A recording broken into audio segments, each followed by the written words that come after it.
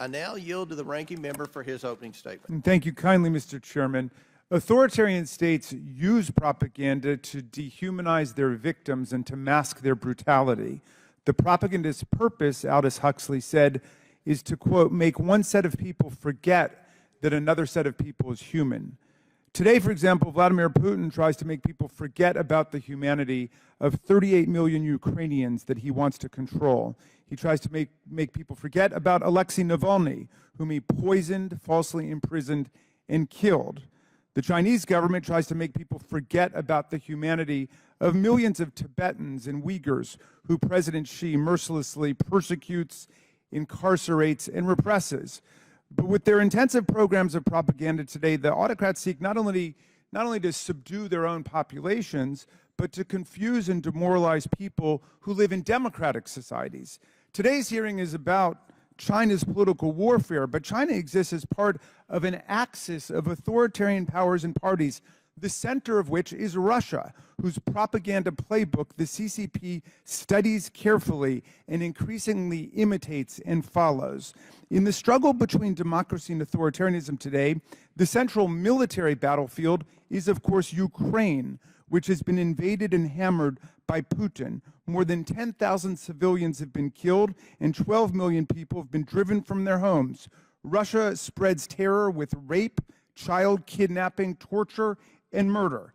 And China is assisting Russia in this filthy war of aggression by helping Putin rebuild its military-industrial complex. And China is watching closely what happens in Ukraine. As Prime Minister Kishida of Japan told us on the floor last week, the Ukraine of today may be the East Asia of tomorrow.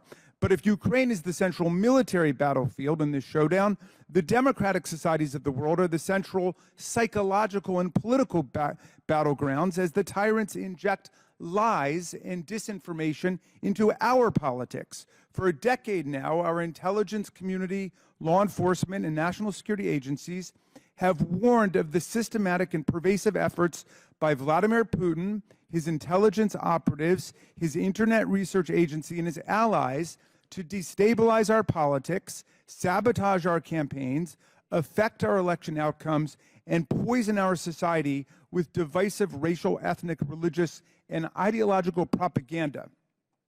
Just this morning, Mr. Chairman, the Washington Post reported on a secret document written by Russia's foreign ministry that leaked out. As the article explains, Russia is seeking to subvert Western support for Ukraine and disrupt the domestic politics of the United States and European countries through propaganda campaigns supporting isolationist and extremist policies. Russia's foreign ministry says that Ukraine is the main crucible of our times. According to the Post, quote, the document says the outcome of Russia's war in Ukraine will to a great degree determine the outlines of the future world order, a clear indication Moscow sees the result of its invasion as inextricably bound up with its ability and that of other authoritarian nations to impose its will globally. Ukraine is where the world must stand against tyranny today. And now China is following Russia very closely.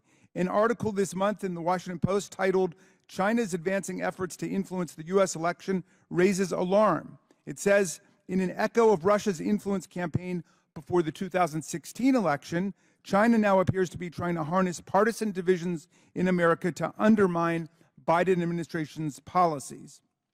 The Foundation for Defense of Democracies identified as part of this effort 170 inauthentic pages and accounts on Facebook that have been pushing anti-American messages, including pointed attacks on President Biden. Many of these disinformation nodes bring Chinese and Russian propaganda together to undermine U.S. foreign policy. Quote, in February, according to the Institute for Strategic Dialogue, a Chinese account on X calling itself a Western name alongside a mega 2024 reference shared a video from RT, the Russian TV network controlled by the Kremlin, to claim that Mr. Biden and the CIA had sent a neo-Nazi gangster to fight in Ukraine. The narrative was debunked by the investigative group Bellingcat, but the very next day, the Post received an enormous boost when Alex Jones, the podcaster known for spreading false claims and conspiracy theories, shared it on his platform with 2.2 million followers. This kind of Chinese, Russian, MAGA propaganda and disinformation. For example, Putin is trying to stop the democracies from helping Ukraine by claiming that his war of conquest is really meant to remove Nazis from power.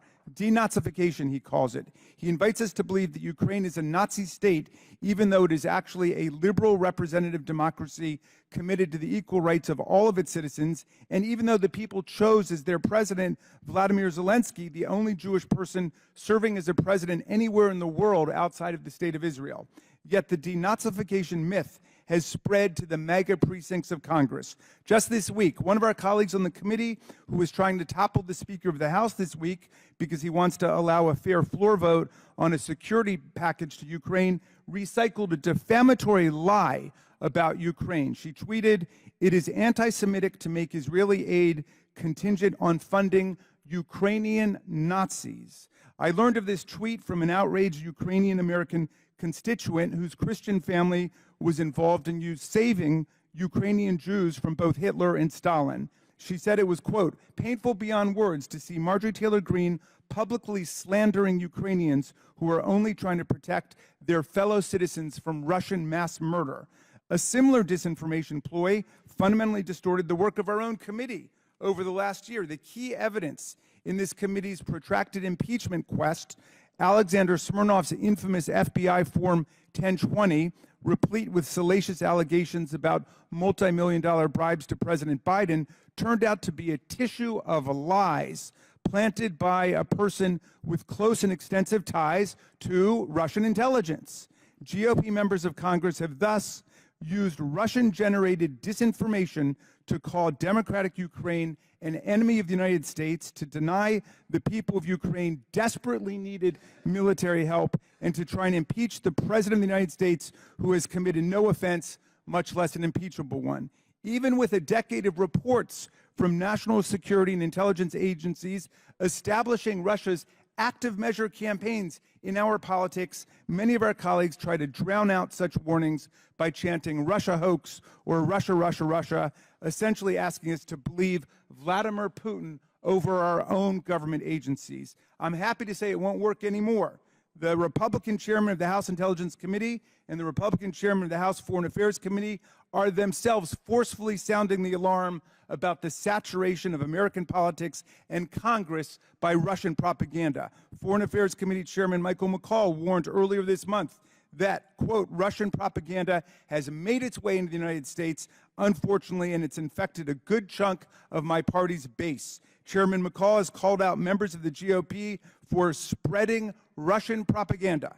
Intelligence Committee Chair Mike Turner reiterated McCall's warning and added that specific disinformation ploys have penetrated Congress. As a result of Russian propaganda, he said, quote, "There are members of Congress today who still incorrectly say that this conflict between Russia and Ukraine is over NATO, which of course it is not." Our rejection of foreign propaganda interference in our politics, Mr. Chairman, should not depend on whether our party is the victim or the beneficiary of the effort. We all lose when American political dialogue falls prey to the disinformation of foreign states who are not members of our political community. Foreign governments have no right to define our campaigns, control our elections, or thwart our legislative process. The Ukrainian people are fighting a momentous battle against tyranny and corruption to defend democracy. We need to be on their side, and that means we need to disenthrall ourselves from the disinformation and propaganda tactics being waged against us by all the autocratic powers, meaning Russia and China, as well as Iran and North Korea. It's time we work together on this project, Mr. Chairman, and I look forward to hearing from our witnesses, especially Professor Snyder, a leading historian of Europe and leading analyst of how authoritarian governments work and how they try to undermine freedom and democracy. Thank you kindly, Mr. Chairman. I yield back.